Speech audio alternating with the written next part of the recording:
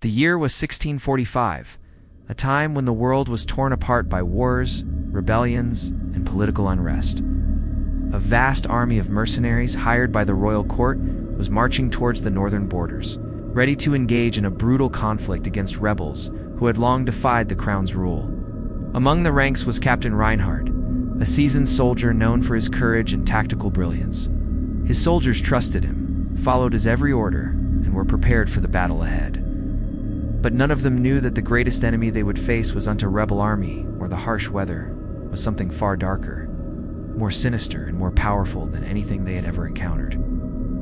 The army had been marching for days through dense, desolate forests, the heavy sounds of boots on the soft earth echoing through the trees. The air was thick with tension as the soldiers, weary from the journey, eagerly anticipated their next meal and rest. As night fell on the 5th day of the march, the troops set up camp near a clearing in the woods. It seemed like a safe enough place to rest. The fire crackled, casting eerie shadows on the ground, and the night was still. Too still. It was then that something unusual began to happen. The men, normally boisterous and loud after a long day's march, grew oddly silent. At first, Captain Reinhard thought little of it. Maybe the men were tired, or perhaps they were just anxious about the impending battle. But when he passed by the campfires, he noticed strange, vacant looks in their eyes. Their faces were pale, their hands trembling, and some were whispering to themselves in a language he could not recognize. It was as if an unseen force had descended upon them, stealing their spirits. By dawn, the soldiers were no longer the men they had once been. A chilling stillness permeated their ranks. Some began acting out of character, desperately muttering incoherently or standing in a daze, staring into the trees. But what disturbed Reinhard the most was one soldier, Lieutenant Gerhardt, who was found kneeling in front of a large oak tree at the edge of the camp, eyes wide open and unblinking, as if entranced by some unseen force. "Lieutenant, what is wrong with you?" Reinhard asked, approaching him cautiously. But Gerhardt only turned slowly, his mouth moving, but no sound came out. His eyes were glazed and his movements were jerky, almost unnatural. As Reinhard reached out to touch him, Gerhardt collapsed forward into his arms, a horrified expression frozen on his face. The captain, now deeply concerned, ordered the men to form ranks. The soldiers who could still stand were shaking, their minds lost in terror, while others lay on the ground muttering in guttural voices that no one could understand. Something unnatural was at play, invisible. Malevolent force had invaded their camp. It was a force that moved among them, whispering, pulling at their very souls. The horror deepened as Captain Reinhard attempted to regain control of the situation. As the soldiers began marching again, a strange fog rolled in, thick and suffocating. It blanketed the army, restricting their vision and amplifying the eerie stillness around them. The trees, once towering and proud, now seemed to lean in, their twisted branches clawing at the soldiers' heads as they trudged forward in a daze. But something more terrifying was happening to the men themselves. One by one, the soldiers began to fall, collapsing in the midst of the march. They would clutch their heads, scream in agony, and then suddenly rise again, their eyes now filled with an unnatural rage. Their movements were jerky, like puppets pulled by invisible strings, and their expressions twisted in a grotesque imitation of life. They were no longer themselves. They were puppets for something darker, something that had taken hold of their minds and bodies. Captain Reinhard tried to rally his men, shouting orders and attempting to restore some semblance of discipline, but it was useless. The possessed soldiers obeyed only one command, the call of the dark force that had overtaken them. Some began attacking their fellow soldiers, turning their swords on each other without hesitation, their faces contorted in madness. The air was thick with the sounds of combat, screams, and the clash of metal. But it wasn't a battle against rebels, it was a battle for survival, for their very souls. Reinhard felt his heart race as he realized the true nature of the threat. This was no ordinary possession. This wasn't the work of a spirit or a demon. This was something ancient, an evil force that had lain dormant in these woods for centuries. It was as if the very land had turned against them, seeking revenge for some forgotten sin committed long ago. And it was using the soldiers as vessels to exact its dark justice.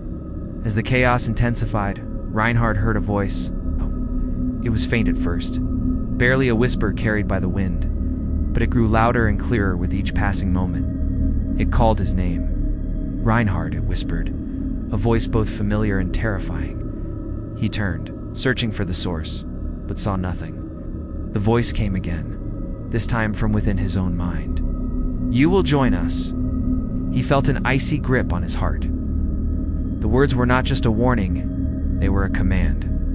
Reinhard tried to resist, tried to shake off the influence, but it was no use. The possession was creeping into his own mind, pulling at his thoughts, clouding his judgment. As the soldiers around him continued to fight and die, he felt himself slipping further into darkness. Captain Reinhard knew that if he did not act quickly, he would be consumed by the same malevolent force that had taken hold of his soldiers. Desperation fueled him as he gathered the few men still standing, those who had managed to resist the possession. They made their way toward the heart of the cursed woods, where the source of the dark power was believed to reside.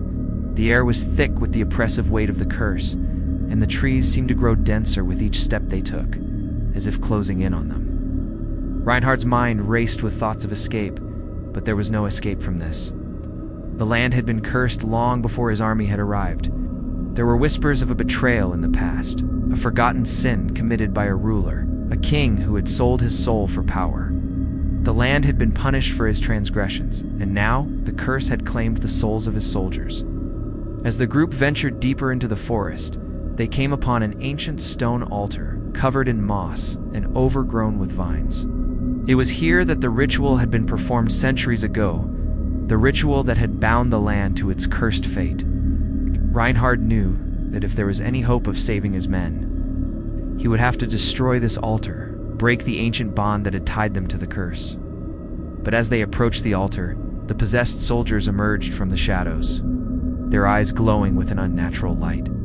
They had found them. The battle for survival now took on a new, more desperate tone. The possessed soldiers attacked without mercy, their once human features twisted into grotesque parodies of life. With a final desperate effort, Reinhard charged toward the altar. As he reached it, he felt the weight of the curse pressing down on him, suffocating him. But then, as he struck the altar with his sword, the curse broke. The air crackled with energy, and the possessed soldiers collapsed, their bodies twitching as the dark force was expelled from them. But the battle was far from over. Reinhard knew that while the curse had been broken, the land itself would never be the same. The darkness would always linger, a reminder of the betrayal that had started it all. The soldiers who had been possessed were freed, but at what cost? The scars of that battle would never fade, and the kingdom would forever carry the weight of its haunted past. In the aftermath of the battle, the cursed land began to heal, but the cost of that healing was immense. Reinhard and the remaining soldiers, though physically alive, were forever changed by the horrors they had witnessed. The land may have been freed from the curse, but the darkness had left its mark on their souls. The battle for survival was not just fought on the battlefield, it was fought within the very hearts of those who had lived through it. Reinhard returned to the kingdom, but he could never forget the events of that day. The cursed land, though no longer under the sway of the dark force, remained a place haunted by its past. The soldiers who had once fought so bravely now lived with the haunting memories of their possession, their minds forever scarred by the supernatural invasion. And so, the tale of the possessed march would be passed down through the generations, a chilling reminder of the power of betrayal and the darkness that can take root when a soul is sold to the wrong forces. The land, though free, would forever carry the curse of the king's betrayal, a shadow that would never fully fade.